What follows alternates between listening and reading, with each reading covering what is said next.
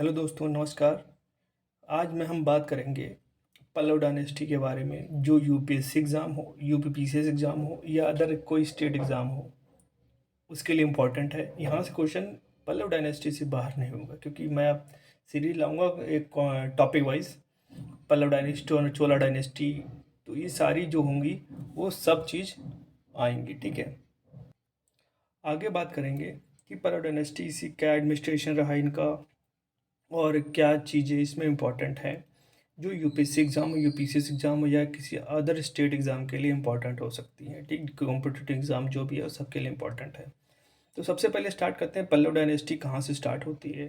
Pallav dynasty जो है 250 AD से 350 एडी के अप्रॉक्स स्टार्ट होती है, जिसमें पहला एक युद्ध होता है विष्णुगोपा और समुद्रगुप्त के बीच। ये एस जी मतलब समुद्र, इसमें समुद्रगुप्त की विजय होती है। ठीक है, जो इसकी जो पल्लव की कैपिटल थी, ये टोंडाई टोंडाई नांडल्लम थी।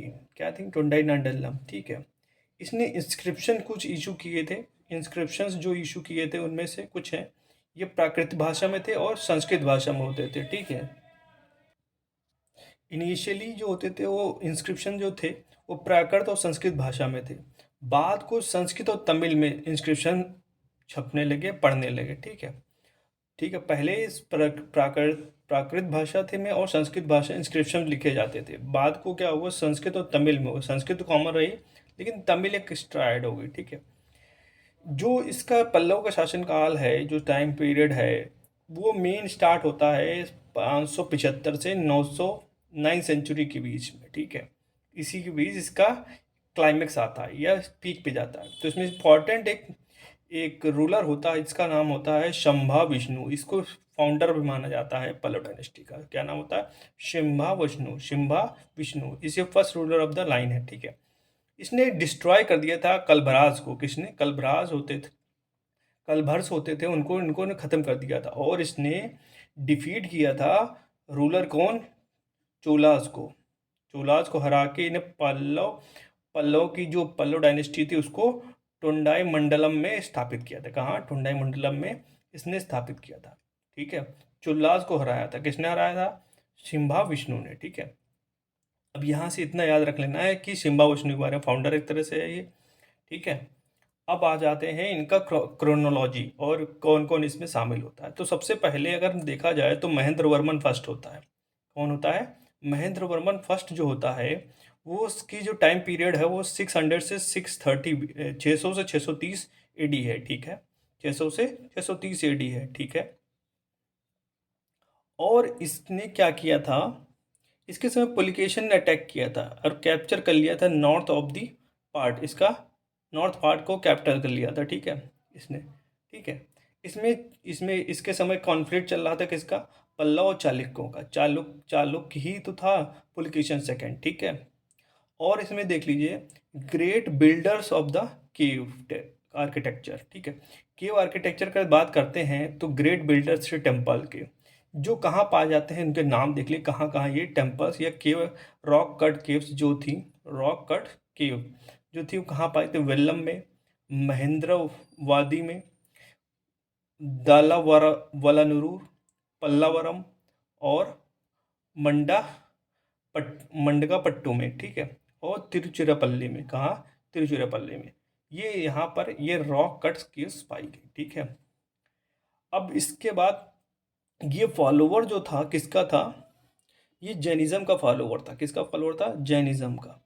किनसे किससे इंस्पायर हुआ था? थिरु थिरुनाव थिरुनावुकलर रूर अलियास अप्पा। इसका नाम बहुत थोड़ा आड़ा टेढ़ा है, थोड़ा सा याद अलियास अयप्पा भी याद कर लेंगे तो भी याद हो जाएगा किससे इंस्पायर था। जैनिज्म इंस्पायर होकर किसने जैनिज्म को फॉलो बना था? जैनिज्म का फॉलोअर अलियास अयप्पा करके याद कर लेंगे तो भी आपको याद रहेगा। ठीक है, अब आगे बात करते हैं, दूसरी साइड पे जाएंगे। इसमें देखिए महेंद्र वर्मन के फास्ट के बाद आता है नरसिंह वर्मन फर्स्ट। क्या सा आता है? नरसिंह वर्मन फर्स्ट। ठीक है, नरसिंह वर्मन फर्स्ट की जो टाइम पीरियड है 630 टू 668, मतलब ये जो टाइम पीरियड चल रहा है जो महेंद्र वर्मन फर्स्ट था वो हर्षवर्धन काल में था, हर्षवर्धन कंटेम्प्रेरी माना जा सकता है, ठीक है। और जो नरसिंह वर्मन फर्स्ट जो है वो 630 से 668 के बीच में होता है। इसके समय एक वॉर होता है, इसका बैटल ऑफ मनी मनीमा मंगलम बोलते हैं, क्या बोलते हैं, मनीमा मंगलम। मनीमा मंगलम के में जो युद्ध में शामिल होते हैं वो लोग चालुक्य का पुलकेशन सेकेंड और ये नरसिंह वर्मन फर्स्ट, जिसमें नरसिंह वर्मन फर्स्ट जीत जाता। अब ऊपर क्या, अभी मैंने महेंद्र वर्मन फर्स्ट के बारे में, उसने पुलकेशन सेकेंड ने कुछ पार्ट, नॉर्थ पार्ट ऑफ इसकी टेरिटरी का वो कैप्चर कर लिया था। इस जबकि नरसिंह वर्मन फर्स्ट ने क्या किया, उसको उसको ही हरा दिया। क्या हरा दिया, पुलकेशन सेकंड को ही हरा दिया और इसको मार दिया था इस युद्ध में। क्या कर दिया था, मार दिया था। और उसकी जो कैपिटल थी वातापी, चालुक्य की कैपिटल क्या थी, वातापी, उसको कैप्चर कर लिया और एक टाइटल इसको लिया, उसको कहा गया वातापी कोंडा। क्या बोला गया, वातापी कोंडा। वातापी कोंडा मतलब वातापी को जीतने वाला, वातापी कोंडा, ठीक है। इसने नेवल एक्सपेडिशन किया था श्रीलंका तक, ठीक है, श्रीलंका में। और जिसको माना जाता है कि ये क्या है, ये जो फाउंडर है मामल्लापुरम का, कौन है, मामल्लापुरम, ठीक है, ये मामल्लापुरम का फाउंडर है, ठीक है। इसने क्रिएट की थी क्या, मोनोलिथिक रॉक टेम्पल। क्या, मोनोलिथिक रॉक टेम्पल जो होते थे, ठीक है, उनको इन्होंने क्रिएट किया। किसने किया, नरसिंह वर्मन फर्स्ट ने। अब बात कर लेते हैं, इसके बीच में दो लोग आते हैं, फिर महेंद्र वर्मन सेकंड, नरसिंह वर्मन क्रोनोलॉजी लिखने को आ जाती है तो सबसे पहले महेंद्र वर्मन फर्स्ट आएगा, फिर नरसिंह वर्मन फर्स्ट आएगा, फिर महेंद्र वर्मन सेकंड आएगा, फिर परमेश्वरा फर्स्ट आता है। क्या आता है, परमेश्वरा फर्स्ट, ठीक है। उसके बाद आता है नरसिंह वर्मन सेकंड, ठीक है। इंपॉर्टेंट मैंने डिस्क्राइब किया, इंपॉर्टेंट जो रहे उनके उनके बारे में बात करेंगे। 695 से 722 के बीच में इसका शासन चल रहा, बहुत पीसफुल शासन होता है इसका। इसका दूसरा राज सिम्हा भी होता है, इसका दूसरा नाम क्या होता है, राज सिम्हा होता है, ठीक है। इसने डेवलप की थी आर्ट एंड आर्किटेक्चर।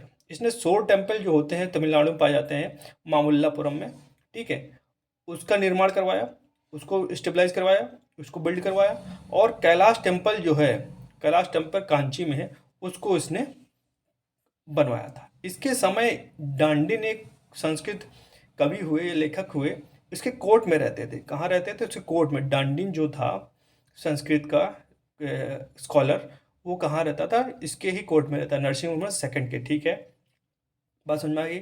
अब इसमें एक होता है देवदान। देवदान क्या होता है, ऐसी जो लैंड को ग्रांट दिया जाता था टेम्पल्स को, जो एग्जाम्प्ट करती थी किससे, टैक्सेस से उसे छूट मिली रहती थी, ठीक है।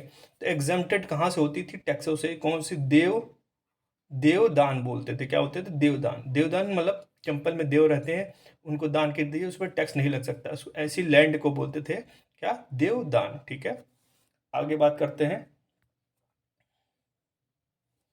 इसमें एडमिनिस्ट्रेशन देख लीजिए। एडमिनिस्ट्रेशन कैसा था, वेल ऑर्गेनाइज था। कैसा था, वेल ऑर्गेनाइज था।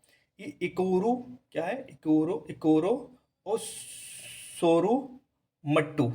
इकोरू सोरू मट्टू क्या, टैक्स होता था on agriculture land of the village. Village में जो एग्रीकल्चर लैंड होती थी उस पर टैक्स लगते थे, उसको बोलते थे, कौन से टैक्स लगते थे, इकोरू और सोरामट्टू, ठीक है, ये दो टैक्स लगते थे, ठीक है। और इसमें ब्रह्मदया क्या होती थी, ब्रह्मदया आप सब कुछ जानते होंगे, नहीं जानते उनके लिए बता दें। ब्रह्मदया जो ब्राह्मणों को जो दान में दी जाती थी भूमि, उसको बोलते थे ब्रह्मदया। इन्होंने क्या करवाया, बहुत सारे टैंक्स खुदवाए इरिगेशन के लिए, ठीक है। तमिलनाडु में इसीलिए बहुत सारे क्या है, तालाब हैं, ठीक है। वहाँ से तालाबों की सबसे ज़्यादा, अगर पूछा जाए इंडिया में सबसे ज़्यादा तालाबों की खेती कहाँ कृषि होती है, तो कहाँ, तमिलनाडु में होती है। तो टैंक्स यहीं के इन्होंने खुदवाए थे, ठीक है।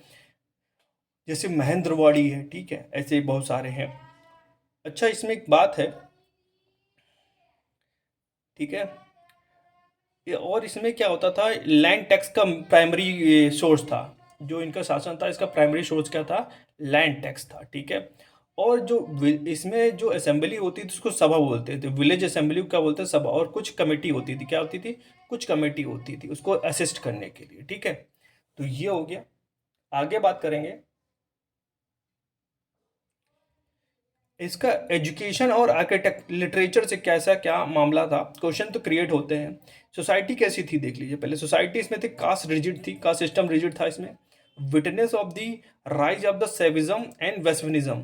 ठीक है, इसमें राइज कर रहा था सेविज्म और वैस्विनिज्म। ठीक है, जिसे भक्ति मूवमेंट कहा जाता है, स्टार्ट यहीं से हो रहा था। ठीक है, और जैनिज्म बुद्धिज्म क्या डिक्लाइन कर रहे थे। ठीक है, इसमें जो कुछ फॉलोवर थे, जो अलवार थे, अलवार मीन्स जो फॉलोवर थे वैष्णविज्म के, उनको अलवार बोलते थे, उन्होंने इसका नाम है अलवार्स ने कुछ एक कंपोज किया था, उसका नाम लिखा नलाय दरा विंडा बोंदरम। ठीक है, एक ऐसे कंपोजर है जिसमें भक्ति के बारे में अलवार से रिलेटेड है।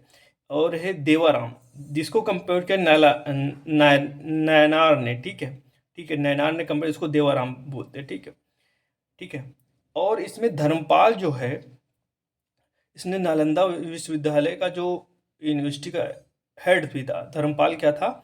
हेड माना जाता था नालंदा विश्व, जो यहीं से बिलोंग करता था, कांची से बिलोंग करता। धर्मपाल हेड होता था नालंदा विश्वविद्यालय का।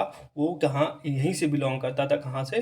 कांची से। ठीक है, और ग्रेट पैट्रोनज ऑफ द लर्निंग बनाया गया था किसको? कांची को। कांची को क्या बनाया गया था? ग्रेट लर्निंग बनाया, उसको घटिका बोलते थे। क्या बोलते थे? घटिका, घटिका।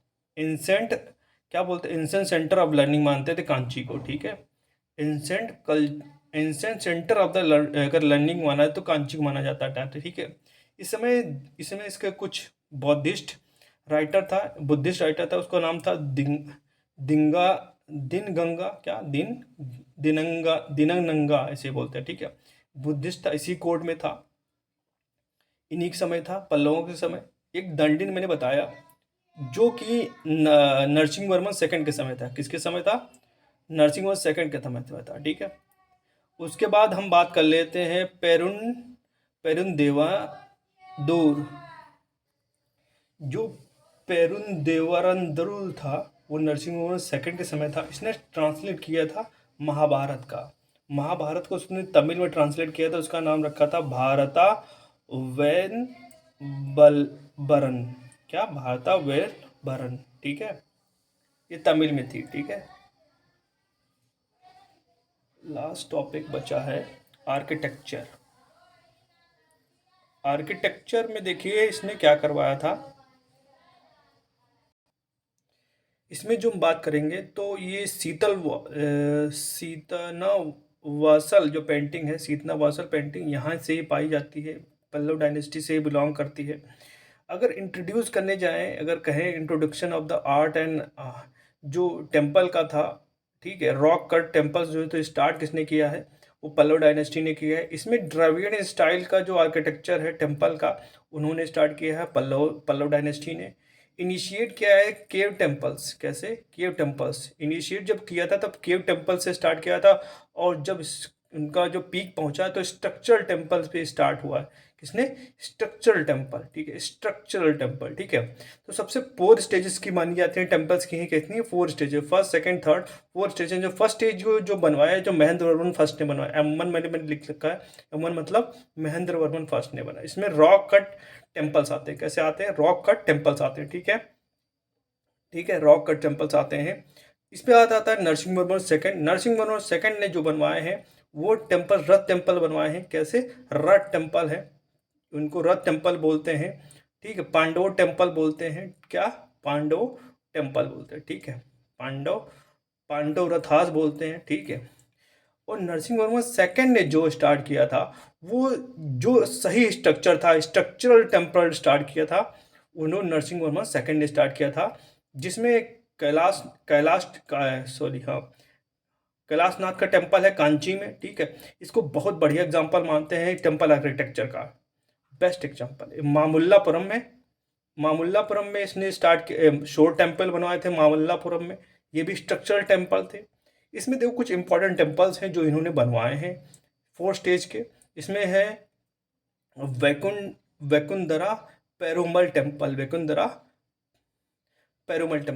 मुक्तेश्वरा टेम्पल, और मेता गोस्वाम मेता गोस्वारना टेम्पल। ठीक है, ये सब बिलोंग करते हैं कहाँ से? कांची में, सब कांची में है। ठीक है, देखो ओपन आर्ट गैलरी मानी होती है, जिसमें मामल्ला शैली के बारे में बताया गया, मामल्लापुरम के बारे में, जिसमें गंगा रूलर, जिसमें फॉल ऑफ गंगा एंड पेनाका ऑफ द, ये इनको इनके बारे में बताया गया, ठीक है। फॉल कैसे गंगा का फॉल होता है, कैसे ये इमर्ज करते हैं, ठीक है, इनके बारे में ये बताया गया। ये फुल डिटेल है पल्लव डायनेस्टी के बारे में, टोटल डिटेल है कि पल्लव डायनेस्टी कैसे क्रिएट हुई है, कैसे उसमें क्या, यहाँ से क्वेश्चन बाहर बहुत मुश्किल है कि वहाँ से क्वेश्चन बाहर है। अगर आप इसको समझ लेते हैं, देख लेते हैं, तो आपके लिए बहुत इंपॉर्टेंट होगा, ठीक है।